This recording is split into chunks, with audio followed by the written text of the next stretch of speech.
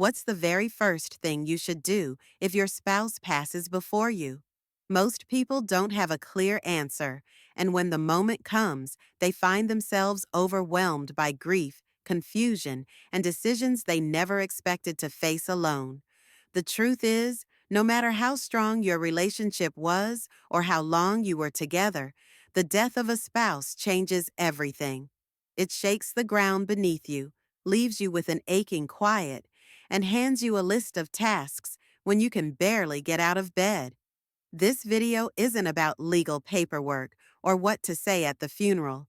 It's about what to do first for yourself, emotionally and practically, to survive those first waves of loss. We'll walk through 6 essential steps that will help you hold steady in the middle of one of the most difficult times in life. These aren't cold instructions or distant advice. They're rooted in experience, compassion, and the deep understanding that grief doesn't come with a manual. Each of these 6 things is something that real people, just like you, have found to be crucial in their healing. And while none of them take away the pain, they can give you a sense of steadiness when everything else feels uncertain. If your spouse dies first, and I hope that day is far, far away, you need to know what to do, not just to function, but to eventually live again. Stay with me until the end because the 6th point is one most people never consider, yet it often determines how the rest of their life unfolds after loss. Let's begin. Number 1, the need to feel. Before you fix, when your spouse dies, the world doesn't just go quiet. It goes numb. The routines you shared, the conversations you counted on, even the sound of their footsteps in the other room, they're suddenly gone. And the silence left behind isn't just external, it settles into your chest, heavy and hollow. In those early days, there's a deep temptation to push through, to take care of the paperwork, the calls, the arrangements, the logistics, anything to stay busy enough not to feel the full weight of it. But here's the truth. Before you do anything else, you need to let yourself feel. This doesn't mean falling apart. It means giving yourself permission to grieve, without guilt, without a timeline, and without judgment. There is no proper way to mourn. There is no fixed schedule for when the tears stop or when the bed feels less empty. What matters most in those first days is that you don't push the feelings down so far they harden. Because grief that's avoided doesn't disappear, it waits. And when it returns later, it does so with more confusion and more pain. Some people think showing emotion is weakness, especially after a loss. They say things like, I have to be strong for the kids. He wouldn't want me to cry. But strength doesn't mean silence. It doesn't mean swallowing your sadness so others won't feel uncomfortable. Strength is allowing yourself to acknowledge the full weight of your love and the hole that's left behind. Think about someone like Evelyn, an 81-year-old woman who lost her husband after 52 years together. In the first week, she busied herself with errands and cleaning out closets, telling everyone she was fine. But late at night, she found herself staring at his chair, not because she missed the conversations, but because she was pretending she didn't. When she finally let herself cry, really cry, it was as if something shifted, not because the pain left, but because it finally had room to breathe. You are not broken because you're devastated. You are not weak because you can't get through the day without breaking down. Grief isn't something you solve. It's something you carry. And if you don't give yourself space to acknowledge it fully, you'll end up carrying it in unhealthy ways, through anger, numbness, or even illness. So the first thing you must do if your spouse dies before you is pause. Sit with the loss, even if it hurts. Let yourself cry. Let yourself talk about them. Let yourself admit that nothing makes sense yet. You don't need to have a plan. You don't need to put on a brave face. You just need to feel. Because in doing so, you begin to heal. And healing always starts with honesty. Number 2, the importance of reaching out right away. In the hours and days following the death of your spouse, the sense of isolation can sneak up on you faster than you expect. One moment, people are calling, dropping off food, sending flowers, and then suddenly the house gets quiet. The door stops knocking, the phone slows down, and if you're not careful, that silence turns into separation. That's why one of the most important things you can do early on is this: reach out before the loneliness settles in too deeply. You don't have to say anything profound. You don't have to explain how you feel, but you do need to let people know you're here and that you need them. This doesn't mean pouring your heart out to everyone, trying to entertain guests when you're barely functioning. It simply means not waiting for others to make the first move. Because the truth is, even the people who love you most might be unsure of what to say or how to help. They may hesitate, not because they don't care, but because they're afraid of intruding. By taking that small step, sending a message, picking up the phone, or even just responding when someone checks in, you're building a protective layer against the kind of loneliness that doesn't just feel bad, but starts to affect your mind and body. Social isolation is one of the most harmful things that can happen to a person after loss. It affects sleep, blood pressure, immune function, even memory, and it does it quietly. Let's talk about Jim, a 77-year-old whose wife passed after a long illness. At first, friends called every day, but he often let it go to voicemail. He didn't want to talk. He didn't feel like repeating the story or pretending to be okay. And slowly, the calls stopped coming. It wasn't until a neighbor knocked on his door weeks later that Jim realized he'd been sinking, without even noticing. After that, he made a small promise to himself: just one call a day, one real conversation. That tiny act turned into something bigger. It gave him a lifeline. Grief tries to convince you that you're alone, but connection reminds you that you're not. You don't have to talk about the loss if you're not ready. You can talk about memories, the weather, a funny story from years ago. What matters is the presence, knowing someone is on the other end of the line or the other side of the table. And if you have no family nearby or you're worried about becoming a burden, remember this: many communities have grief support groups, senior centers, or local volunteers who will sit with you, talk with you, or simply be a quiet companion. Reaching out doesn't mean admitting defeat.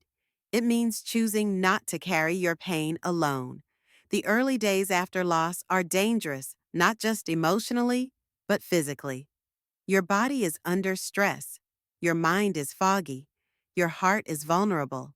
Surrounding yourself with people, even in the smallest ways, acts as a kind of emotional scaffolding, holding you up while you find your balance again. So, if you're still watching this video and finding these insights valuable, please comment number 2 below to let me know you're here. And if you haven't subscribed yet, I recommend you subscribe and turn on the bell so you don't miss any videos. Your support helps us continue creating good content to inform and inspire you. Now, let's move forward. Number 3, the urgency of organizing critical documents. When someone passes, especially a spouse, it feels like the world should stop. But the truth is, the world keeps moving. Bills arrive, notices are mailed, accounts freeze, and in the middle of your grief, you're suddenly faced with questions you may not be ready to answer. That's why one of the most important things you must do, as gently and clearly as possible, is locate and review all the critical documents tied to your spouse's life. It's not cold and heartless, it's necessary. You'll need to find the will insurance policies, bank account information, marriage certificate, death certificate, any documents related to property, pensions, or military service. And you'll need to do it while your mind is tired and your heart is raw. This is where many people either delay, out of overwhelm, or rush without clarity, and both can lead to mistakes that make the weeks ahead more painful than they need to be. Some people believe they'll get to it once they're ready, but unfortunately, timing isn't always in your control. There are legal and financial steps that often have tight deadlines. Life insurance may need to be claimed. Social Security might need to be contacted. Utility accounts may need to be transferred. If you wait too long or miss something crucial, it could impact your finances in ways that are hard to reverse. Think of someone like Harold, 79, who lost his wife unexpectedly. She handled most of the paperwork over the years, so when she passed, Harold didn't know where the insurance policy was. Weeks passed before he found it, tucked inside a drawer in her sewing room. By then, he'd already covered several expenses from his own savings, not knowing the policy would have helped. It wasn't a matter of neglect, it was simply a matter of timing. And when you're grieving, clarity is hard to come by. If you feel too overwhelmed to handle these documents yourself, ask someone you trust to sit with you while you do it. A family member, a friend, even a professional advisor. Someone who can walk through it slowly and help keep track of what's been found and what still needs attention. Even just creating a simple checklist can ease the fog. Keep everything in one place. Get a folder or a box. Make copies of what's most important. Write down account numbers, passwords, contact names, anything that someone else would need to know if they had to step in for you. Because grief isn't just emotional, it's administrative, and that part catches a lot of people off guard. This step may feel like business, but in reality, it's part of honoring your spouse's life. It's making sure nothing is lost, overlooked, or left in chaos. It's protecting the legacy they worked so hard to build and making sure you're not left carrying the weight alone. You don't have to finish everything in one day, but you do have to begin. And once you start, you'll often find that the act of organizing, even in sorrow, can bring a small sense of order back into a world that suddenly feels unrecognizable. Number 4, the discipline of protecting your health. Grief doesn't just affect your heart, it affects your entire body. And in the days and weeks after your spouse passes, you may find it harder than ever to take care of yourself.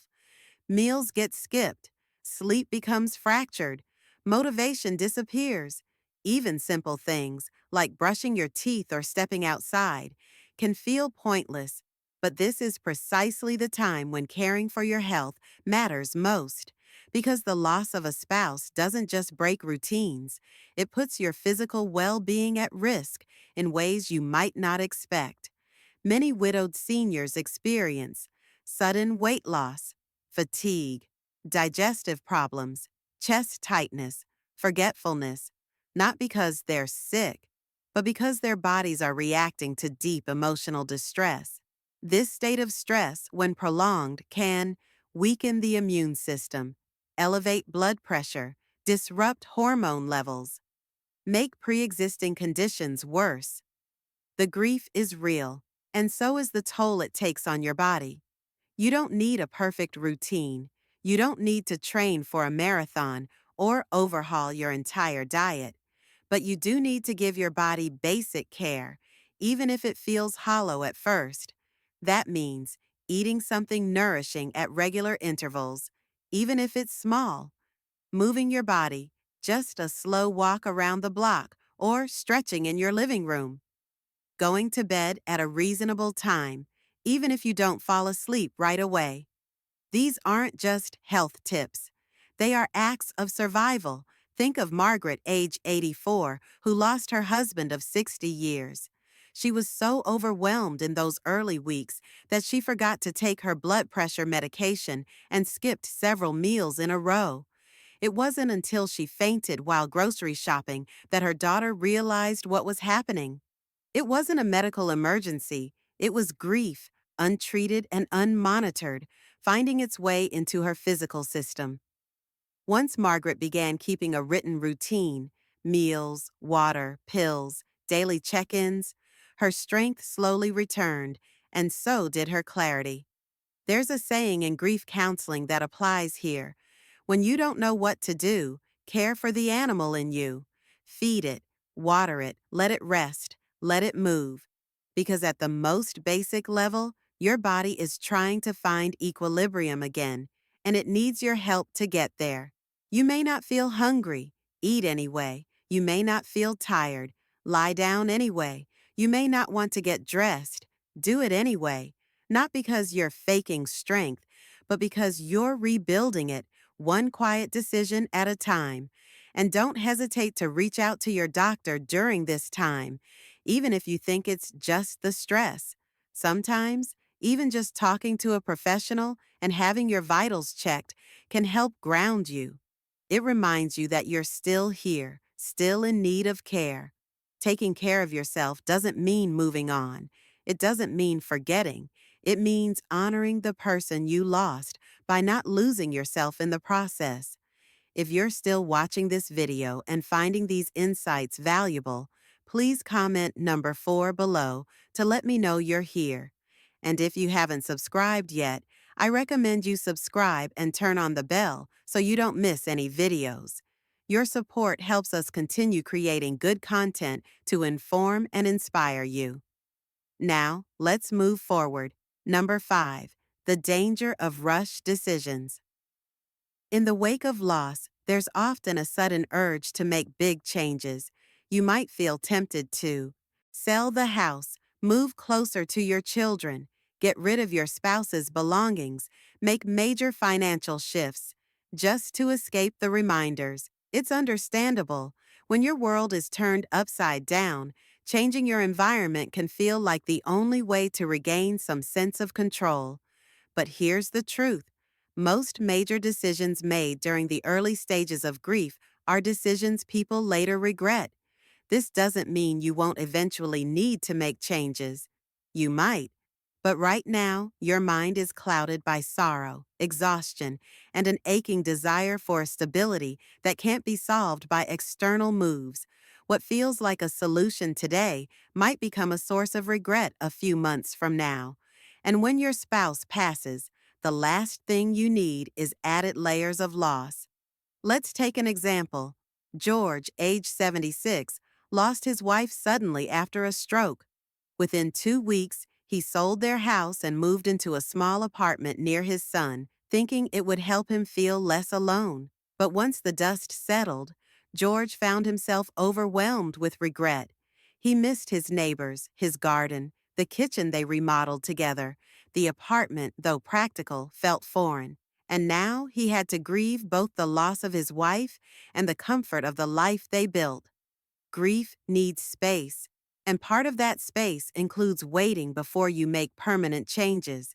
You don't have to leave the photos where they are forever, but you don't have to take them down tomorrow either.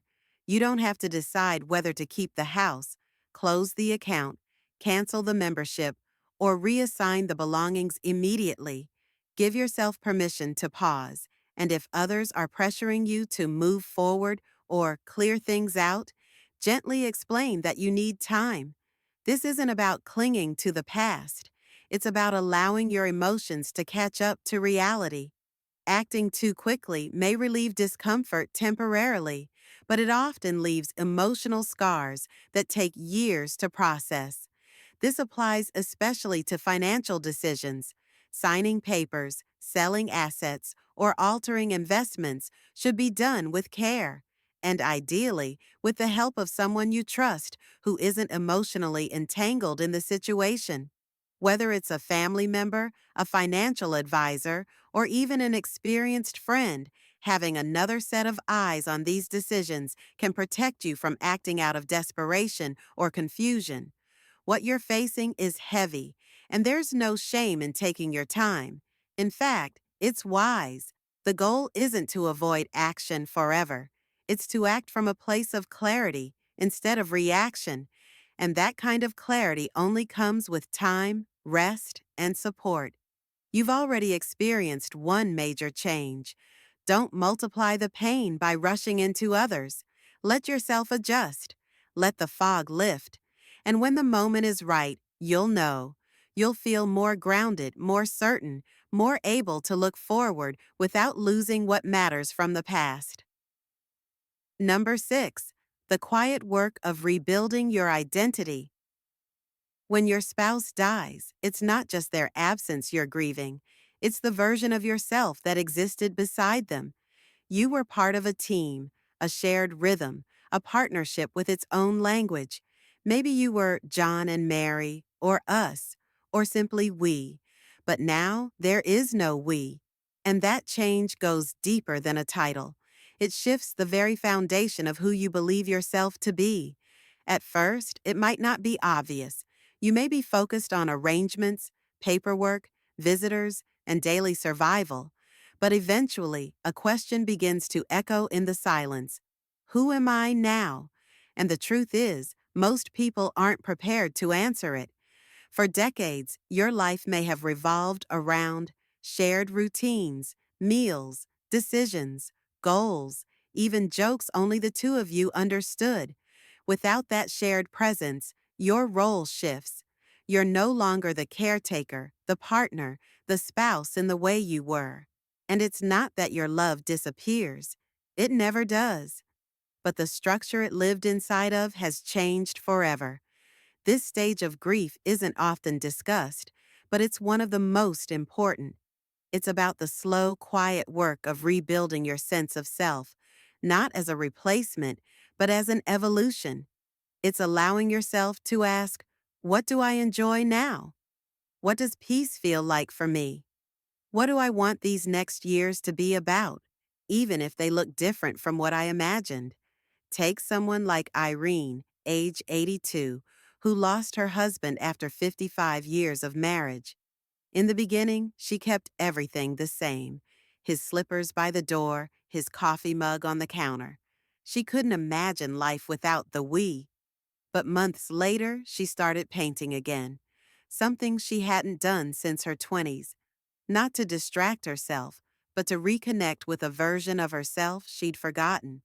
It didn't mean she loved her husband any less. It meant she was still alive and needed to keep living.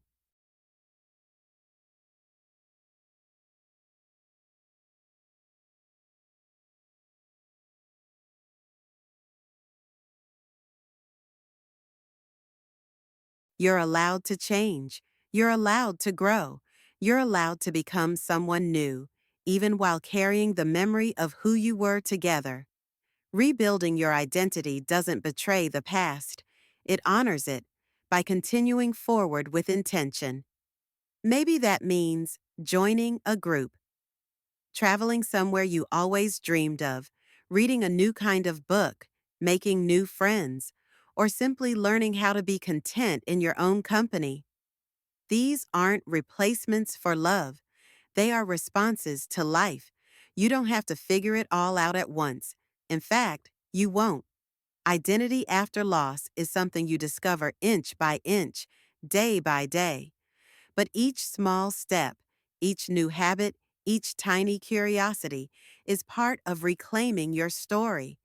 You are not only who you were with your spouse, you are also who you are becoming without them. And that version of you deserves just as much care, attention, and love as the one before. If you're still watching this video and finding these insights valuable, please comment number 6 below to let me know you're here.